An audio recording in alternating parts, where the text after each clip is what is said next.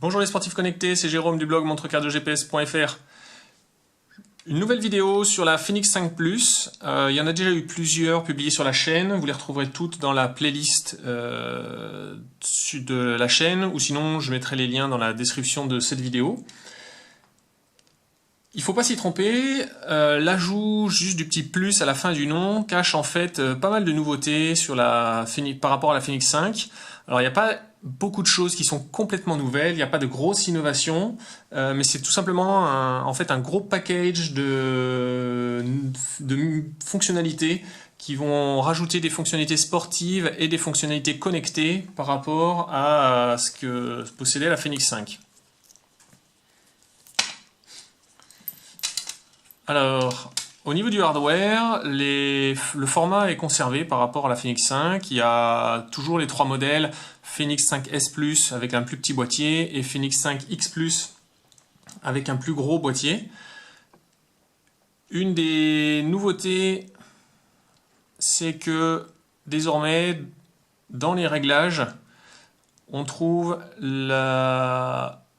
l'introduction du Galileo.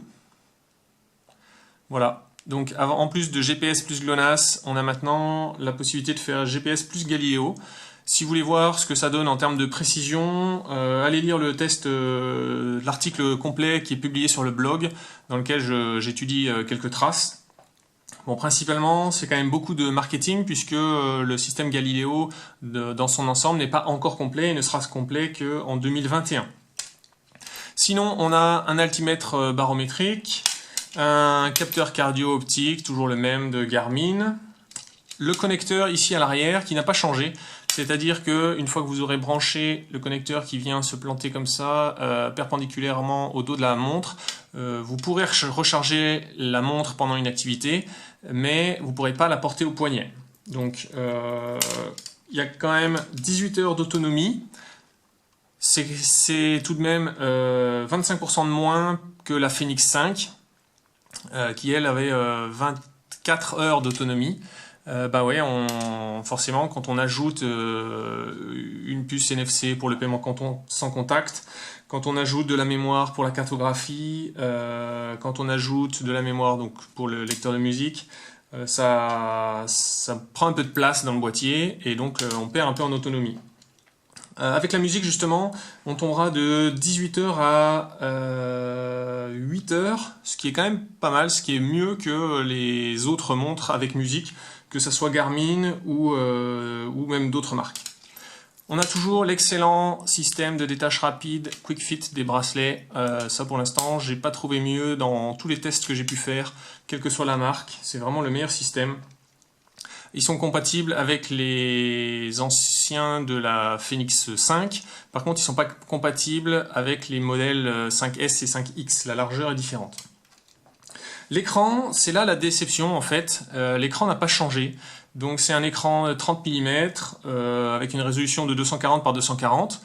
Alors en soi c'est pas mal, mais maintenant on trouve pas mal de montres qui ont une résolution supérieure à 300 pixels. C'est le cas de la Spartan, c'est le cas de la Casio Pro Trek que j'ai pu tester, c'est le cas de la Gear Sport. Enfin bon, là-dessus, le fait, bon, il est toujours pas tactile, ça c'est quelque chose dont on peut se passer sur une montre sportive, mais Garmin aurait pu faire un effort pour améliorer la résolution de cet écran. En termes de sport, alors on a justement une des principales nouveautés par rapport à la Fenix 5, c'est l'apparition de la cartographie sur tous les modèles. Ce n'est plus réservé à la Fenix 5X. Donc pour ça, il y a une vidéo que j'ai faite qui passe en revue tous les réglages et les différentes cartographies. Ici, c'est pas la cartographie de base de Garmin que vous voyez, c'est une cartographie que j'ai téléchargée gratuitement et que j'ai mis en mémoire de la montre, puisqu'on peut rajouter des cartes comme on veut. Donc là, allez voir la vidéo, vous la trouverez dans la playlist ou dans la description ci-dessous. On peut coupler tout un tas d'accessoires. à la fois en Bluetooth et en ANT+. Donc ça c'est génial parce que ça veut dire que quand vous changez de montre ou que vous changez de marque, vous n'êtes plus obligé de changer la panoplie d'accessoires que vous avez, que ce soit des accessoires vélo, des accessoires... Alors vélo, ça va du capteur de puissance au radar arrière. Là, Garmin propose quelque chose d'assez énorme comme gamme d'accessoires. On a 12 fonctionnalités First Beat, donc qui sont en fait des algorithmes sur l'analyse du rythme cardiaque. Et donc ça permet d'alimenter tous ces widgets là du statut d'entraînement pour mesurer votre intensité et la charge d'effort, la charge d'entraînement, le VO2 max, la récupération. Là c'est donc le cumul de charge d'entraînement sur 7 jours, le seuil lactique, les prévisions de temps de course. Alors d'ailleurs tous ces indicateurs maintenant sont transférés, synchronisés d'une montre à l'autre ou d'un appareil à Garmin à l'autre grâce à Physio TrueUp. Donc là par exemple, en fait, dès le premier jour avec la Fenix 5 Plus, ils ont été transférés de ma Forerunner 645. Mais si vous utilisez un compteur vélo par exemple, eh bien les mises à jour des temps de récupération se feront que vous utilisiez l'un ou l'autre des appareils. Alors un gros avantage pour le sport de la Fenix 5 par rapport à des modèles Forerunner de Garmin, c'est le nombre de profils sportifs. Et surtout, même si par rapport à d'autres marques, en fait on a plein de profils sportifs, mais on a aussi plein de données qui sont spécifiques. Par exemple, si vous faites des sports de rame, vous n'aurez pas juste la distance, la vitesse, le cardio, vous aurez vraiment des données qui sont spécifiques au coup de rame, à la fréquence, à la distance faite en moyenne par coup de rame. Donc ça c'est vraiment un gros plus de la gamme Fenix. Ensuite on a Climb Pro. Je vais avoir du mal à vous le montrer là en direct, mais vous pouvez regarder sur l'article sur le blog. En fait, c'est ça séquence, quand vous faites du suivi d'itinéraire, ça va séquencer les montées les unes après les autres et vous donner plein d'informations, de statistiques sur la montée que vous êtes en train de faire et pas sur l'ensemble du parcours. Ça permet de vraiment bien gérer son effort dans les moments difficiles. Sinon, tous les outils d'entraînement sont complets. C'est-à-dire qu'on peut faire absolument tout ce qu'on veut. On peut créer des séances complexes depuis Garmin Connect. On peut fixer des objectifs. On peut transférer des segments Strava. Il y a vraiment plein de choses. Donc on peut créer des séances de fractionnés depuis la montre.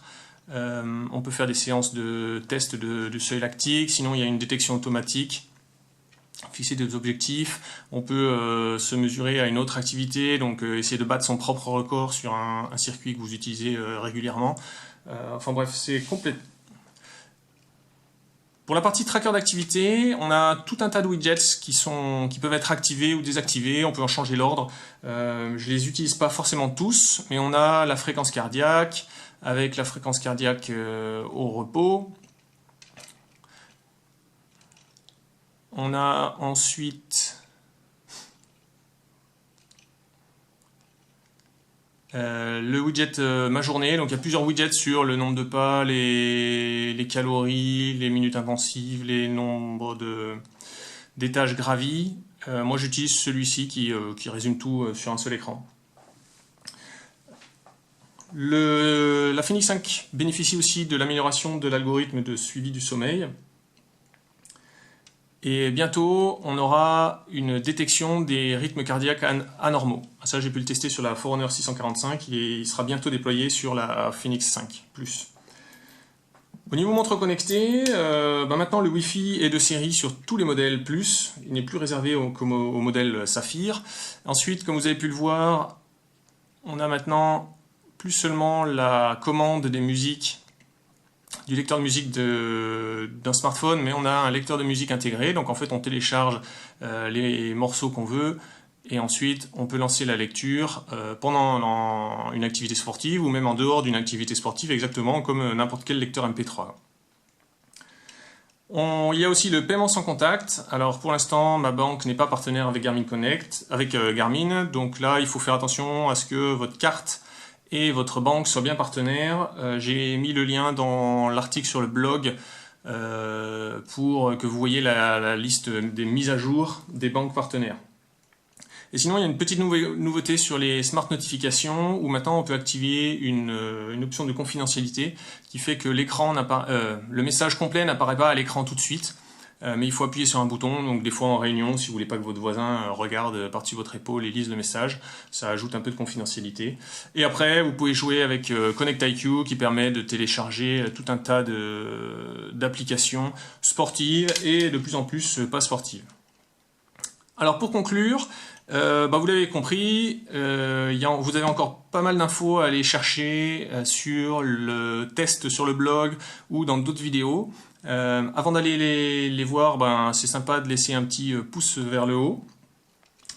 Et puis cette Fenix 5 Plus, c'est vraiment un package. Alors c'est un gros saut en termes de prix. C'est à peu près 150 € de plus que les anciennes versions.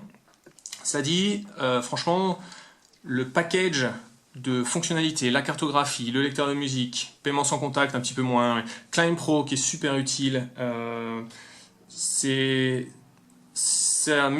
je dirais, je peux expliquer le prix,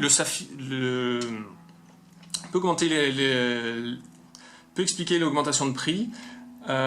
Si vous avez une Fenix 5, c'est probablement pas la peine de changer de montre, sauf si vous voulez absolument un lecteur de musique. Parce que Garmin a mis à jour la Fenix 5 pour la compatibilité Galileo. Donc finalement, si vous vouliez la cartographie, vous avez probablement déjà une Fenix 5X. Si vous avez choisi une Fenix 5, c'est que vous pensiez pouvoir vous passer de la cartographie. Donc finalement, il n'y aura que la musique qui serait ajoutée. Mais en revanche, si vous avez une montre plus ancienne, type Fenix 3 HR, ou une montre qui n'est pas une Fenix, franchement, c'est une montre à envisager. Alors si ça rentre dans votre budget, bien sûr, mais en termes de fonctionnalité, de toute façon, maintenant, il n'y a pas mieux sur le marché. Vous n'arriverez pas à regrouper dans une montre toutes les fonctionnalités sportives, la cartographie et le lecteur de musique.